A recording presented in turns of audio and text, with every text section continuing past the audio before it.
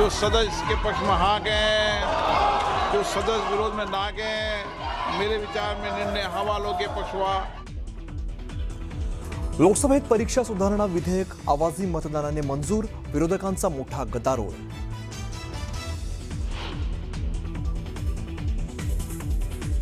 The Home Minister authorized shooting of our students, sir.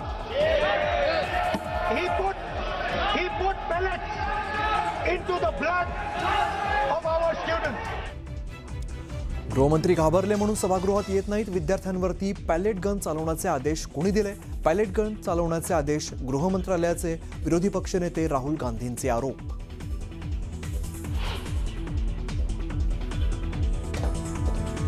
Home minister का कौन सा order है, वो ऑर्डर का कॉपी आप निकाल के बताइए। आप बिना सोच समझ के जो इस्तेमाल कर रहे हैं, और किसने जो ऑर्डर दिया, व्हाट इज गोइंग ऑन, कैसे बोल सकते हैं आप? राहुल गांधी जी, आप माफी मांगिए, ये ठीक बात नहीं है। हेडलाईनसाठी अशी वक्तव्य करू नयेत। राहुल गांधींनी सभागृहाची माफी मागावी। संसदीय मंत्री किरेन रिजिजू यांची मागणी।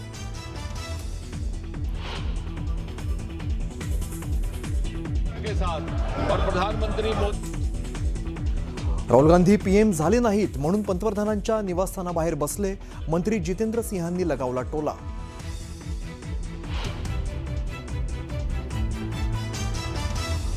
अराजकता पसरवणं हेच राहुल गांधींचं काम, ते युवकांसाठी कधी बोलतात। मुख्यमंत्री फडणवीसांनी लगावला टोला।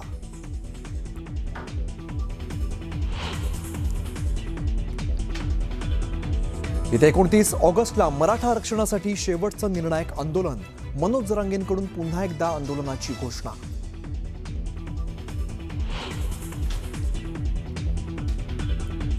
मागणी केल्यानंतर लगेच जात प्रमाणपत्र मिळतंय। प्रलंबित केसची संख्या कमी। जरांगेंच्या आरोपावरती मुख्यमंत्री फडणवीस यांचं स्पष्टीकरण।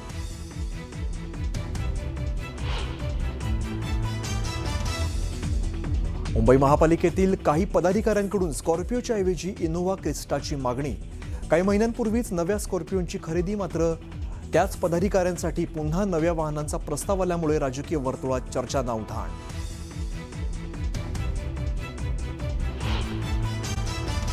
तर अभिजित दिपके यांचं विमानतळावरती स्वागत केलं जाते। आपण दृश्यांमध्ये बघतोय छत्रपती संभाजीनगरच्या विमानतळावरती अभिजित दिपके हे आता आलेले आहेत आणि त्यांचं जोरदार स्वागत केलं जात आहे, सत्कार केला जातोय। दिल्लीमध्ये कॉक्रोच जनता पार्टीचं आंदोलन पार पडलं। जवळपास 30 ते 35 दिवस हे आंदोलन चाललं आणि या सगळ्या त्यांच्या मागण्यांना ज्यावेळेला यश आलं, शिक्षण मंत्र्यांना राजीनामा द्यावा लागला आणि इतरही सगळ्या मागण्या त्यांच्या मान्य झाल्या, त्यानंतर हे आंदोलन संपल्याचं त्यांनी घोषित केलं। त्यानंतर पहिल्यांदा छत्रपती संभाजीनगरमध्ये अभिजित दिपके हे दाखल होत आहेत आणि त्यावेळेला त्यांचं जोरदार स्वागत केलं जात आहे।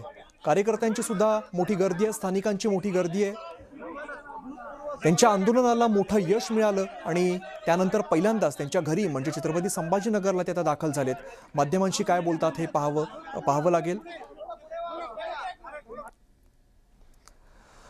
दरम्यान मोठ्या जल्लोषात त्यांचं स्वागत केलं जात आहे।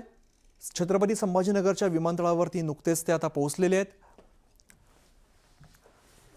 महिनाभर चाललेल्या आंदोलनानंतर त्यांच्या सगळ्या मागण्या या पूर्ण झाल्या।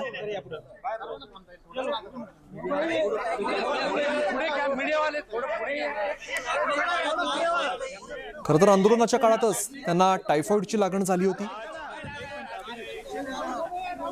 थोड़ा मागे वाड़ा सगळे हाथीभाई, थोड़ा पीछे चलो ना, थोड़ा पीछे चलो।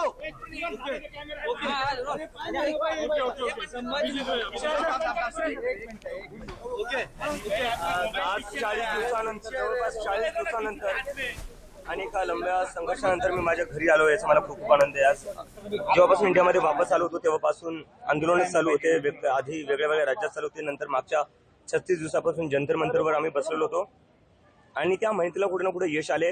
देशातल्या सगळ्या विद्यार्थ्यांचा विजय झालेला आहे, त्याबद्दल खूप आनंद आहे। आणि आज जवळपास 40 दिवसानंतर घरी येतो, आईवडिलांना भेटतो, याचा मला खूप आनंद आहे। आणि दुसरी गोष्ट ही महत्त्वाची की जी सरकार आहे, सरकारने सुधारावं। 20 जुलैला जो तुम्ही रस्त्यावर रक्त वाहिलं स्टुडंट्सचं, ते अतिशय वाईट होतं। तुमचं तेवढं रक्तही जर वाहून मन भरलं नसेल त्यामुळे तुम्ही स्टुडंट्सला अजून पण तंग करताय का? वेगळ्या वेगळ्या राज्यात मी बघतोय भरपूर स्टुडंट्सला पोलीस घरी जाऊन तंग करते, अरेस्टच्या धमक्या देते, डिटेनच्या धमक्या देते. ते स्टुडंट्स का आतंकवादी नाहीये, ते आपल्या देशाचं भविष्य आहे. आपल्या देशाच्या भविष्याला जर या सरकारला असंच तंग करायचं असेल तर ह्या स्टुडंट्सनी आता फक्त धर्मेंद्र प्रधानचा राजीनामा घेतलाय. उद्या जाऊन ते सरकारी बदलतील जर ही सरकार आता लाईनीवर आली नाही तर. धन्यवाद. पार्लियामेंट में अभी बिल पास हो गया.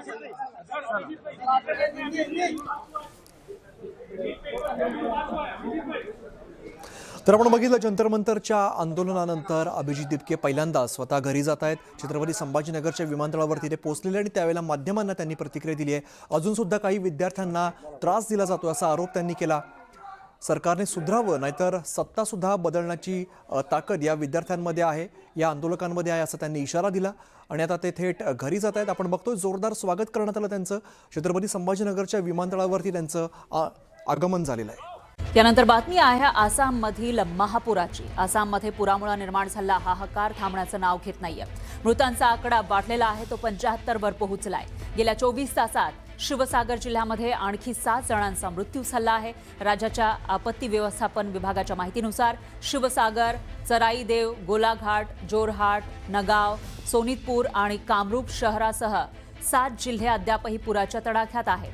या 7ही जिल्ह्यांमधील 622 गावं पूर्णपणे पाण्याखाली गेली आहेत आणि या जिल्ह्यातील लाखो नागरिक अजूनही पुराच्या संकटाशी सामना करतायत. तर हजारो हेक्टर शेतीची जमीन पाण्याखाली गेली आहे.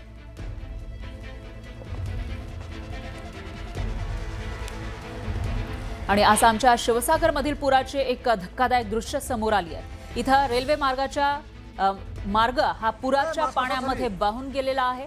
रेल्वे रुळांच्या खालून प्रचंड वेगानं पुराचं पाणी वाहत आहे.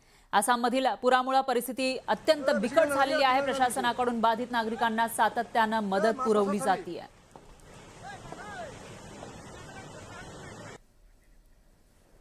आसाममधील दृश्य आपल्याकडे येत आहे. शिवसागरमधली दृश्य बघितल्यानंतर आसाममधील पुराची आणखी काही दृश्य आहेत. आसाममध्ये पुराचा फटका बसलेला आहे.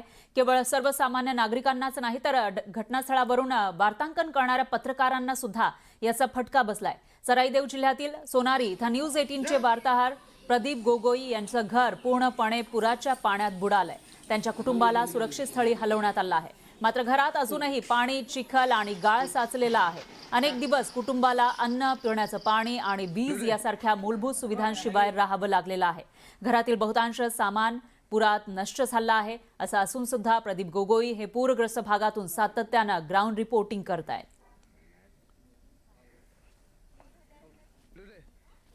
आसाममध्ये पुराच्या तडाख्यात आसामच्या आणखी एका वार्ताहराचं घर सुद्धा पाण्याखाली गेलं आहे. सराईदेव जिल्ह्यातील सोनारी इथले न्यूज 18चे प्रतिनिधी चाव हंसांग कोनवार यांचं घर पूर्णपणे पुराच्या पाण्यात बुडालेलं आहे. त्यांच्या कुटुंबाला सुरक्षित स्थळी हलवण्यात आलंय. वैयक्तिक संकट आणि मोठं नुकसान सहन करून सुद्धा चाव हंसांग कोनवार हे पूरग्रस्त भागातून सातत्यानं वार्तांकन करतायत. तिथल्या जमिनीवरील वास्तव लोकांपर्यंत पोहोचवतायत.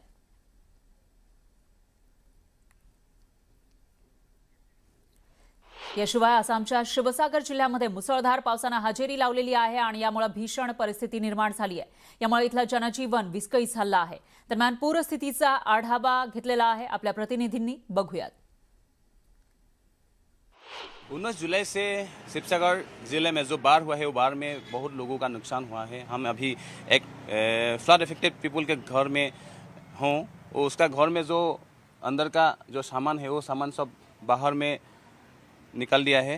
और यहाँ में कोई लोगों का घर में ऐसे बाहर घुस के सब सामान ख़राब कर दिया. और ये फ्लड इफेक्टेड पीपल है हमारे साथ.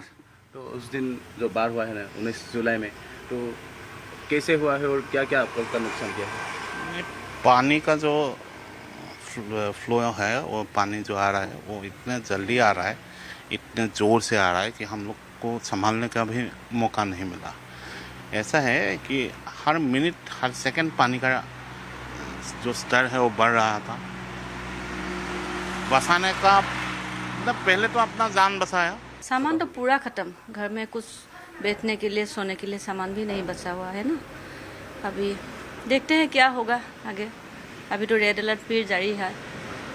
जितना हो सके हम लोग अभी धो के सामान साफ कर रहा है, लेकिन कुछ बचा नहीं है घर में।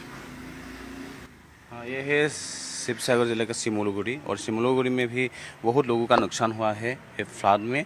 और घर का जितना सामान है वो सब सामान ख़त्म हो गया, सिर्फ उसका जान बचाया। और इस टाइम में जो कपड़ा पहना हुआ है वो कपड़ा भी सिर्फ बचा हुआ है। और ऐसे ये एक एग्जाम्पल है, और ऐसे बहुत लोगों का घर में ऐसा परिस्थिति है।